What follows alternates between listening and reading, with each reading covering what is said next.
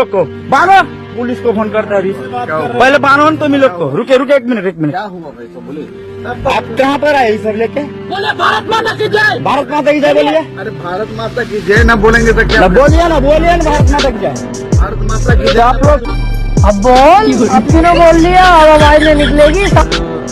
मैं सर पहले बजरंग दल में था और उनके साथ नशे करने सारे गलत कामों कन्वर्ट करवा रहे हो लोगों को, यहाँ बुला के लोगों का धर्म परिवर्तन करवा रहे हो आप लोग। से परमेश्वर ने जीवन बदला आपका? मैं जहाँ पे जॉब करता था उन्होंने बताया था कि चर्च जाओ, बताया कि खामरा चर्च आओ, हमारे पास्टर जी ने ही बताया था। समस्त नमस्कार प्रिय भाई एवं भनी माने केमिति अछंती आपण माने मु आशा करे आपण माने बहुत भलरे थिबे मो मध्य परमेश्वर दयारु बहुत भलरे अछि। तबे प्रिय बंधुगण आज भिडियो रे आमे जने बजरंग दलर कर्मकर्ता माने पूर्वर से थिले किंतु वर्तमान से प्रभु जीशुख्रीष्ट जन भक्त अटंती। तेबे ख्रीष्टान प्रिय भाई भनी माने बजरंग दलर जने लोक जे कि पूर्वर बजरंग दलर काम करुले से प्रभु जीशुख्रीष्ट को विश्वास कले। केवल सेतिक नुहे चर्च को जाइकी से क्षमा मध्य मांगिले, क्षमा प्रार्थना कले। और आप कहाँ के रहने वाले हैं, क्या काम करते हैं, अपने बारे में बताएं सब कुछ। सर मैं यूपी से हूँ, मेरा नाम हिमांशु है। मेरा नाम हिमांशु है। क्या गवाही है आपकी? मेरी टेस्टमनी सर ये है कि मैं पहले नशों में था और गलत कामों में था। हाँ, और मैं सर पहले बजरंग दल में था और उनके साथ नशे करने सारे गलत कामों में था मैं, उल्टे सीधे। और हमारे जो ऊपर थे सर वो हमें वेपन्स वगैरह देते थे वो गलत करने के लिए, मतलब अगला जो धर्म है मतलब उनको नीचे दिखाना है। और नशे में थे, किसी को भी पकड़ लेते थे, मारते थे किसी को भी। और इस वजह से आपके ऊपर कई बार आपको थाने में भी, जेल में भी जाना पड़ा। Yes sir. नशा था आपकी जिंदगी में, गंदा मजाक करना, लोग नशेड़ी बोलते थे, आपकी लाइफ पूरी तरह से पाप के अंदर डूबी हुई थी। Yes sir. परिवार वाले क्या बोलते थे? सर वो समझाते भी थे और फिर उसके बाद गुस्से में बोलते थे कि आप निकल जाओ हमारे घर से और बाहर जाओ, मतलब भगाते थे। तो कोशिश करी कि मैं नशा छोड़ दूं? ये मुझे वो खाने में कुछ देते थे मेडिसिन, मतलब नशा छूट जाए तो। कौन देते थे? घर फैमिली वाले देते थे। फैमिली वाले?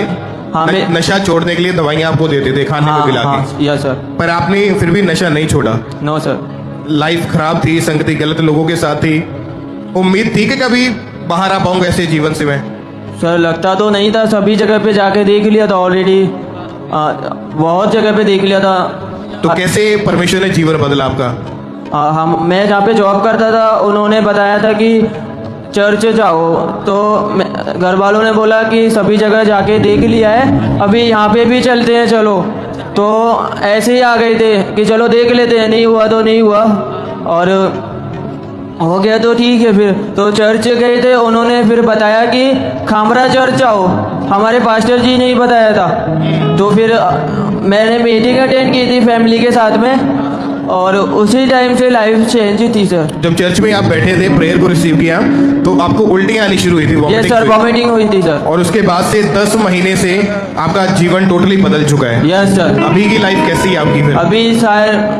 अभी लाइफ बहुत अच्छी है, हैप्पी। कोई सारा नशा सारा सब कुछ छोड़ चुके हैं सर। तारीफ करें। यस। एमती अनेक बजरंग दलर लोक मैंने अच्छा जो मान कि धर्म परिवर्तन आरोप लगाते जे देख ये टंका नहीं कि धर्म परिवर्तन करदेला, ये चाउल बस्ता नहीं कि धर्म परिवर्तन करदेला, माने एमती कहते। किंतु जितेबाला से प्रभु जीशु निकट को आसती, जितेबाला से निजे प्रभु जीशु को विश्वास करते, से निजे अनुभव करते जे आम पूर्वर केते खराब चिंताधारा थिलो, भूल चिंताधारा थिलो।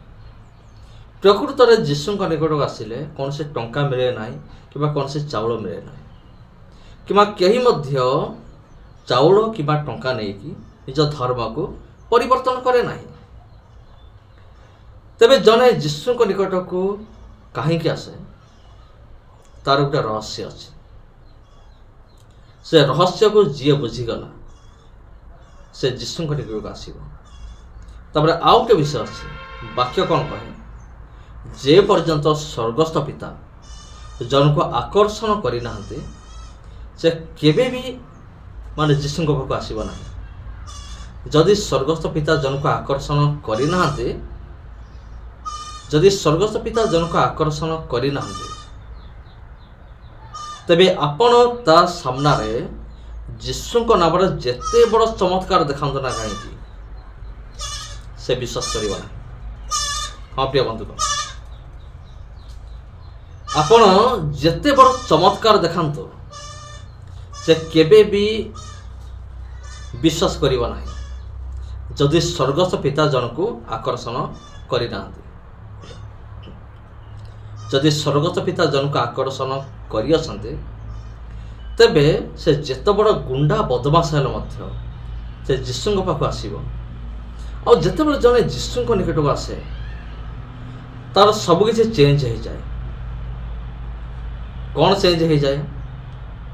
ସବୁକିଛି ଅର୍ଥାତ୍ ତା ଭିତରେ ଯେତେ ବି ଖରାପ ବିଷୟ ଗୁଡ଼ିକ ଥିବ ନା, ଯେତେ ଅନ୍ଧକାର ବିଷୟ ଥିବ, ସବୁ ପରିବର୍ତ୍ତନ ହେଇ ଆଲୋକମୟ ହେଇଯିବ।